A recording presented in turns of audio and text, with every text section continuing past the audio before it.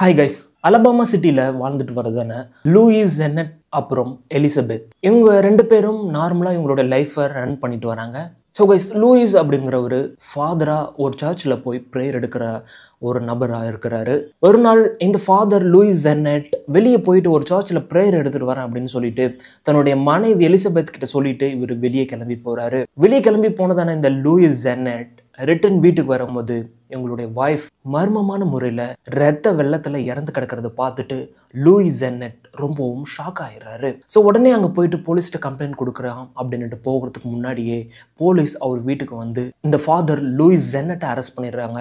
Pastor Lewis வந்து already இவர் வெளியே போயிட்டு ப்ரேயர் எடுக்கிறதுக்காக தான் போயிட்டு வந்திருக்கிறாரு. ஸோ இவருக்கே இவங்க ஒய்ஃப் இறந்ததே ரொம்ப ஷாக்கிங்கான ஒரு நியூஸாக இருந்திருக்குது.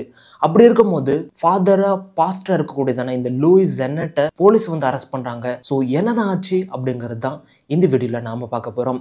இந்த வீடியோ ரொம்ப இன்ட்ரெஸ்டிங்காக இருக்கும். இந்த வீடியோவை ஸ்கிப் பண்ணாமல் ஃபுல்லாக பாருங்கள். ஸோ வாங்க வீடியோக்குள்ளே போகலாம்.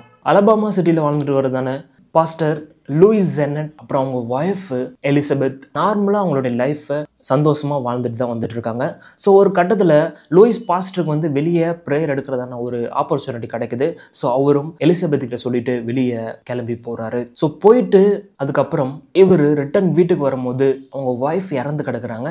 ஸோ அந்த இறந்து கிடக்கிறதான அந்த இன்சிடென்ட் பார்த்து இவர் ரொம்பவும் ஷாக் ஆயிடுறாரு. அப்படி இருக்கும்போது போலீஸ் வந்து இந்த லூயிஸ் ஜென்னட்டை தேடிட்டு வராங்க. ஸோ என்ன அப்படிங்கிறத ரொம்ப டீட்டெயிலாக பார்க்கலாம் வாங்க. ஸோ ஆல்ரெடி நான் முன்னாடி சொன்ன மாதிரி இவங்களுடைய லைஃப் நார்மலாக ரன் ஆகிட்டு இருக்குன்னு சொன்னேன் இல்லையா? நார்மலாக ரன் ஆகிட்டு தான் இருக்கு. ஆனால் அதில் ஒரு சின்ன ப்ராப்ளம் வர ஆரம்பிக்குது. பாஸ்டர் லூயிஸ் ஜென்னட்டுக்கு வந்து கடன் பிரச்சனை அதிகமாகுது. ஸோ இவருடைய கடன் பிரச்சனைனால கடன் கொடுத்தவங்க அவருடைய கழுத்து நெருக்கிறதான அந்த சூழ்நிலைக்கு இவர் தள்ளப்படுறாரு. ஸோ என்ன பண்றது அப்படின்னு யோசிச்சுட்டு இருக்கும்போது இந்த லூயிஸ் ஜென்னட் ஆல்ரெடி வந்து தன்னுடைய மனைவி பேர்ல லைஃப் இன்சூரன்ஸ் போட்டுட்டு வந்துட்டு இருந்திருக்கிறாரு. ஸோ மாசம் மாசம் ஒரு அமௌண்ட், ஒரு குறிப்பிட்ட அமௌண்ட்டை வந்து இன்சூரன்ஸ்ல போட்டு வந்துட்டு இருக்கிறாரு. ஸோ இவருடைய கடன் பிரச்சனைனால இவருக்கு ஒரு யோசனை வர ஆரம்பிக்குது. ஸோ அது என்ன யோசனை அப்படின்னு கேட்டால், இப்போ நமக்கு அர்ஜென்ட்டாக பணம் தேவைப்படுது. ஸோ அந்த பணத்தை கொடுக்குற அளவுக்கு யாரும் நம்ம கிட்ட இல்லை. நாம தான் மாதம் மாதம் நம்மளுடைய ஒய்ஃப்க்கு லைஃப் இன்சூரன்ஸாக ஒரு அமௌண்ட்டை போட்டுட்டு வரோம் இல்லையா? ஸோ அந்த அமௌண்ட் கிடைச்சா நம்மளுடைய கடன் எல்லாமே அடைச்சிடலாம். அதே சமயத்தில் நம்ம கடன் இல்லாமல் ஃப்ரீயாக வாழலாம், மைண்ட் ப்ரெஷர் இல்லாமல் இருக்கலாம் அப்படின்னுட்டு அவர் ஒரு முடிவெடுக்க ஆரம்பிக்கிறாரு. ஸோ என்னதான் முடிவெடுத்தாலும் அவங்க ஒய்ஃப் இறந்ததுக்கு அப்புறம் தான் அந்த லைஃப் இன்சூரன்ஸை வந்து கிளைம் பண்ண முடியும் இல்லையா? அதனால இவங்களுடைய ஒய்ஃபை கொலை பண்ணலாம் அப்படின்னு லூயிஸ் பிளான் போடுறாரு. ஸோ தன்னுடைய ஒய்ஃபையே தான் எப்படி கொல்றது அப்படிங்கிறத ஒரு மனசு இருக்கிறதுனால இவர் என்ன பண்ணுறாருன்னு கேட்டால், அங்கேயே ரெண்டு பேரை வந்து சூஸ் பண்ணி அவங்களுக்கு $1000 கொடுத்து நீங்கள் என்னுடைய ஒய்ஃபை போயிட்டு நீங்கள் கொலை பண்ணணும் அப்படின்னுட்டு லூயிஸே ரெண்டு ஆட்களை செட் பண்ணி அவங்களுக்கு $1000 சம்பளமாக கொடுத்துருக்கிறாரு. அந்த ரெண்டு பேர் வந்து ஒருத்தவன் பேர் ஸ்மித், இன்னொருத்தன் பேர் ஜான். ஸோ இந்த ஜான் தான் அதுக்கு லீடராக இருக்கிறான். ஸோ அவர் கூட போனது தான் ஸ்மித். ஸோ ரெண்டு பேரும் போயிட்டு லூயிஸ் ஜென்னட் இருக்கிறதான வீட்டில் போயிட்டு கதவு தட்ட ஆரம்பிக்கிறாங்க. ஸோ கதவு தட்டினதுக்கு அப்புறம் லூயிஸ் ஜென்னரோட ஒய்ஃப் எலிசபெத் கதவு திறக்கிறாங்க. ஸோ எலிசபெத் கதவு திறந்ததுக்கு அப்புறம் இந்த லூயிஸை பற்றி பேசுறது மாதிரி பேசி உள்ளே போகிறாங்க. ஸோ உள்ளே போனதுக்கப்புறம் நீங்கள் உட்காருங்க, நான் போய் காஃபியை போட்டு எடுத்துகிட்டு வரேன் அப்படின்ட்டு எலிசபெத் அவங்க வீட்டுக்குள்ளே கிச்சனை நோக்கி போகிறாங்க. ஸோ போயிட்டு வந்ததுக்கப்புறம் இவங்க ஸ்மித்தும் ஜானும் ஸோ கத்தி எடுத்து எலிசபெத்தை கீழே தள்ளி அவங்க கழுத்துலையும் அவங்களுடைய செஸ்ட் பகுதியிலையும் கத்தியால் குத்த ஆரம்பிக்கிறாங்க.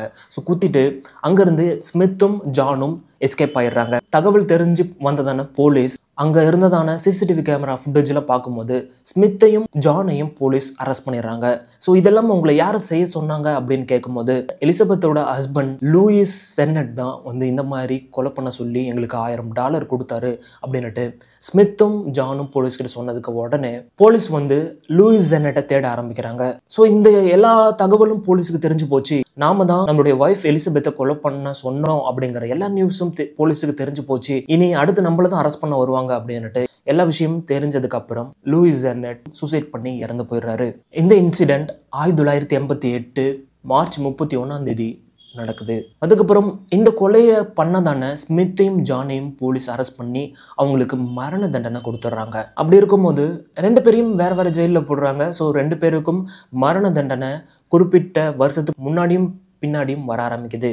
2020 ஜானுக்கு மரண தண்டனை நிறைவேற்றப்படுது. ஸோ அதுக்கப்புறம் ஸ்மித் தான் இருக்காங்க இல்லையா? ஸோ ஸ்மித்துக்கு மரண தண்டனை வர ஆரம்பிக்குது.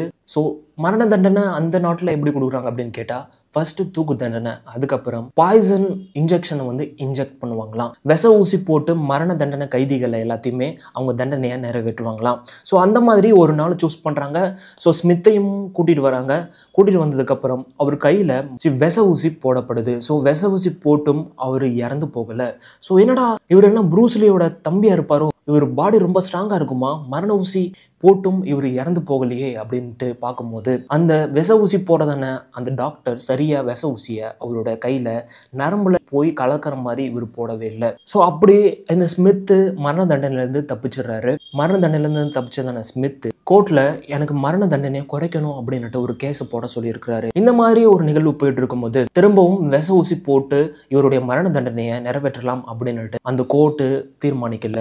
இந்த உலகத்திலேயே புதுசா ஒரு விதமான தண்டனையை உருவாக்கணும் அப்படின்னுட்டு அவங்க ஒரு தண்டனையை உருவாக்குறாங்க. ஸோ 1982 தான் தூக்கு தண்டனைக்கு அப்புறம் விஷ ஊசி போட்டு மரண தண்டனையை நிறைவேற்றுறதான அந்த விஷயத்தை கொண்டு வராங்க.